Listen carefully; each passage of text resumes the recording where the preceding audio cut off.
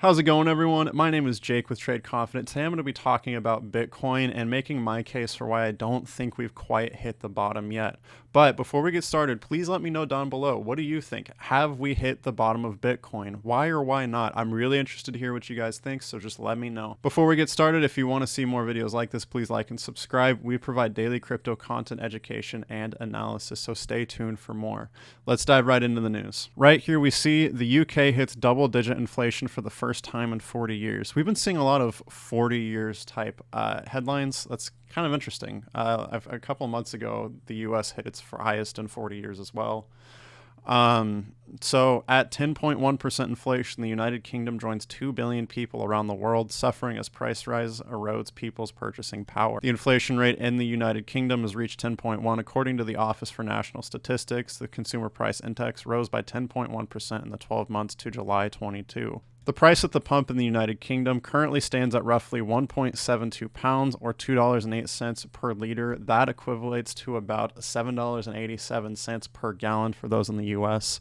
The worst we saw in California, we got, I think, to $5.20. That's a lot. That's the worst I saw. So $7, almost $8 is incredibly high. For diesel, the price sits at £1.84, $2.23 per liter, having dropped under the £2 mark in June.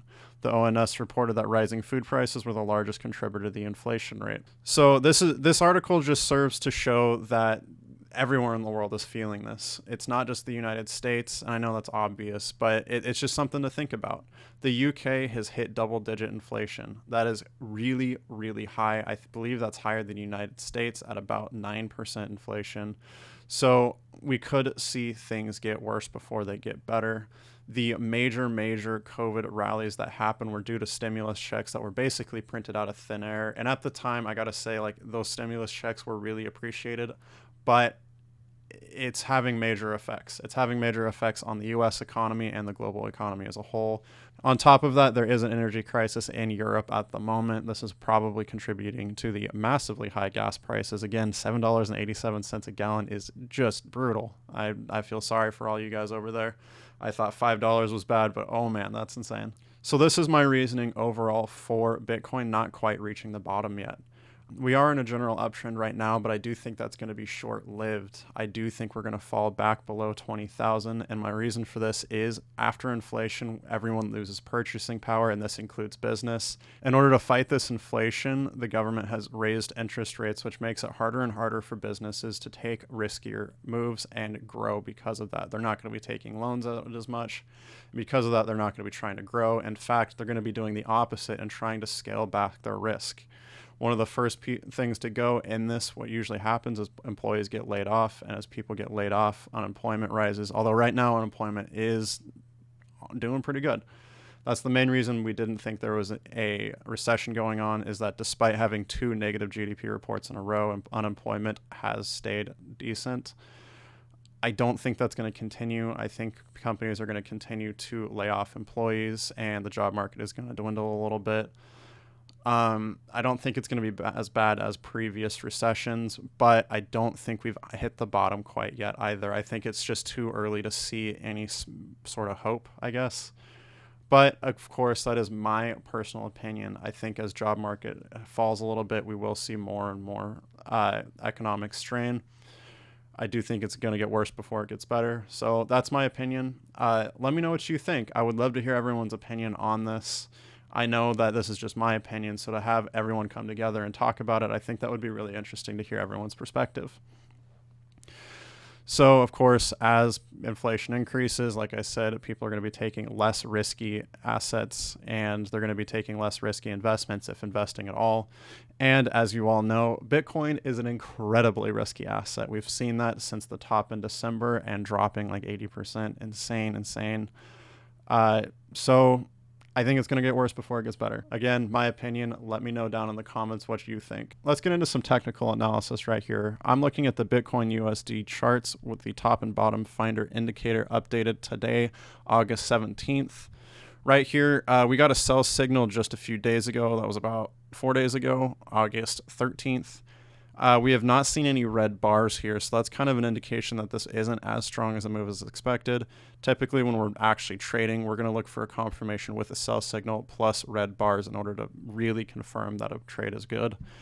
With that said, you don't have to wait for a red bar. You can just trade off the sell signal, but in my opinion, this tends to be a little bit riskier.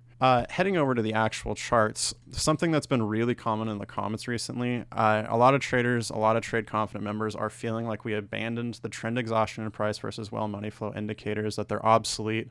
And I just want to tell you guys, this is absolutely not true. We still love the trend exhaustion of the price versus well money flow. They have not lost any amount of their effectiveness as they were before. They are just as strong of indicators, and we will continue to use them. And I wanted to kind of show you a way you can use them along with the brand new TC top and bottom finder indicator. Right here, what I like to do is use them as confirmation. So originally we used the trend exhaustion and price versus well money flow in combination together to look for tops and bottoms. Here we're going to be using those to look for a general trend. So right here, one of the pitfalls of the trend exhaustion and price versus well money flow is they couldn't always say like, hey, this is the absolute top. It's just going to be a range. You'll see like right here, there was a large amount of bottoms here, large amount of bottoms, kind of horizontal movement here. But there was no specific place. There was no specific candle where it was like, you need to do it here. This is where the this is where the top and bottom finder comes in. It provides a lot of sell signals. It provides you with buy signals right here, just as you see. And I'm going to do something. This is really cool. This is something the trend exhaustion and price versus well money flow cannot do. The top and bottom finder, you can adjust the signal strength. So if you adjust it up, right now the default is 10. I like to do it at 40 if it's on the 4-hour time frame. And what this is going to do is kind of thin out the signals. Right here, you're going to see only the most drastic signals. Right here, you see a buy at pretty much each of these little dips. You see a sell signal pretty much at the top of all the tops. This is why we like to do this. You can do this for any coin, of course. If you go below the 4-hour time frame, I like to keep it at 40. Above the 1-day time frame, it's nice to keep it around 3. It gives it more frequent signals because when you get higher in the time frames, it's less likely to throw a signal. You can do this for any coin, like I said, and I just think this is a really, really important feature. It allows a lot of customizability. If you want a little bit more risk and a little bit more frequent trades, you can tune it a little bit higher. You can tune it a little bit lower to get those more frequent signals. But as you can see right here, this is pretty consistent. The only thing it missed was right here, but this wasn't really a good buy signal in the first place. It didn't meet the criteria, so it's understandable that the indicator didn't throw it. This indicator uses an algorithm to try and calculate the best idea. It uses a little bit of game theory too, which is really cool. Just the way this indicator works is really, really cool. We can't go into all the secret sauce, but know that it uses game theory, it uses algorithms in order to predict the best places to buy and sell. Right here, we're also in a channel pattern, an ascending channel pattern with Bitcoin on the 4-hour time frame here. The 1-day time frame we'll see a little bit thinned out, but it still matches this pattern here. Right now, we are getting close. Let's zoom in a little bit right here. We are getting a little bit close. We've fallen under this midline here. We're getting close to this green support level. If we do hit that, it also matches the yellow ascending support line. If we do hit this, we're more likely to see a buy signal, as we saw down here and down here. I think it's likely we could see a sell signal. With the trend exhaustion and price versus well money flow, we're also moving down. This confirms that we are likely to head down. We have a little bit more room on the trend exhaustion to move down, and we are trending down on the price versus well money flow, showing a lot of room here. It bottoms out right around here at about the 30 mark. We have a little bit more room before that happens. This is why I do think we're going to fall a little bit farther before we make any moves up. There's also a decent support level right here. So with that, I think it wouldn't be too surprising to see a move down here. And if that does happen, a sell or a buy signal is likely. So be on the lookout for that. We will keep everyone updated. If you like what you saw here and you want to try trading with us, you can grab the membership at tradeconfident.io. All links for that are in the description, so be sure to check that. You're going to be able to see our scalping performance here. These top 8 trades right here were done using the price versus well money flow and trend exhaustion only. The following 3 were actually using the TC top and bottom finder. It's an incredible indicator, guys. Links in description to grab that as well. Using our scalping strategy, we've beat the S&P 500 by 440%. For those that don't know, the S&P 500 gains about 10% a year on average. We've managed to gain 44% in just 3 months. That's incredible.